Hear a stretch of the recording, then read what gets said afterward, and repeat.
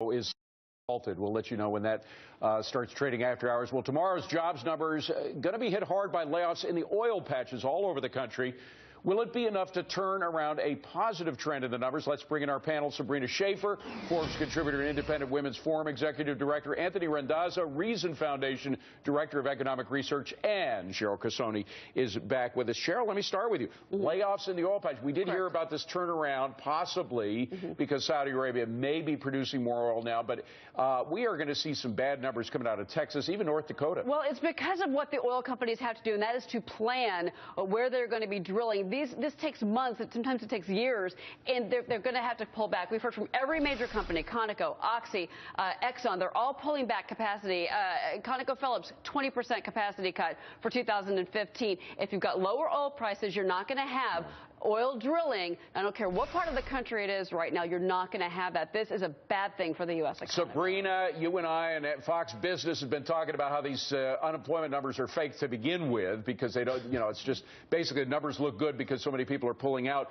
But in the oil patch, this was positive signs. What we saw in the employment growth within the oil patches in the U.S. was something very positive. Now that's being hurt bad. Yeah, I actually was thinking that this makes it very clear why the economy is not one-dimensional. We can't just use any one figure to determine how we're doing. Of course, it looks bad when people are losing jobs, and we feel for those people, but we have to keep in mind that part of what makes a healthy economy is having affordable goods and services. And we have 9 million Americans who are depending on affordable food and manufactured goods, and energy prices are so key to all of that. So while, of course, we don't want to see people losing jobs, I don't think it's a lose-lose. Okay, Anthony, we got to move on. But I'm going to start with you in the next segment talking about the FCC making it official today, announcing their plans to regulate the Internet. But they lost last year in the courts, so will they have a shot at it this time? Go ahead, Anthony. I don't know whether or not they really have a better shot. I mean, it's pretty laid out the first time around when they try to do this. This is bad for consumers. Trying to restrict how ISPs can run their businesses is bad for consumers. And the FCC commissioner is trying to say that this is an issue of fairness and that this is going to be something that's going to wind up being good for consumers.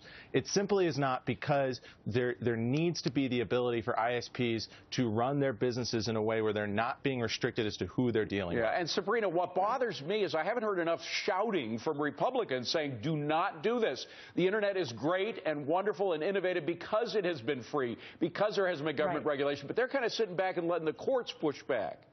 Yeah, I'm surprised by that, too. And look, David, you're absolutely right. It's when it comes to innovation or any sign of economic growth, it seems as though this administration has to stamp it out. This is a perfect example of why we want to let the market flourish so that people have more opportunity. Let's remember, they want to model this after the other public utility, the telephones, which has not been modernized since the 1930s. So I definitely don't think we want to go that route. But, Dave, I want to respond to your point about Republican outcry. We had Marsha Blackburn on Fox Business yesterday, and you know what she told me? She said this is a Trojan horse. They are going to use this to get into regulation. What they say they're doing right now is not what they're going to be doing in a year or two. We know that, but Cheryl, again, we haven't seen that pushback that we need. Really strong pushback. The same kind of pushback you have on Obamacare. We haven't seen that with the Internet regulation. Senator Ted Cruz actually called it the Obamacare.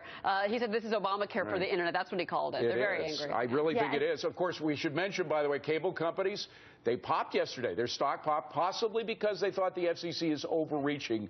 Let's hope there's pushback on this. Tell us what you think, by the way. Should the government have the power to regulate the Internet as if it was a utility? That's what the FCC wants. Will this stifle innovation in the Internet? Send us a message on Facebook or tweet us at FBNTB. We'll read some of your answers.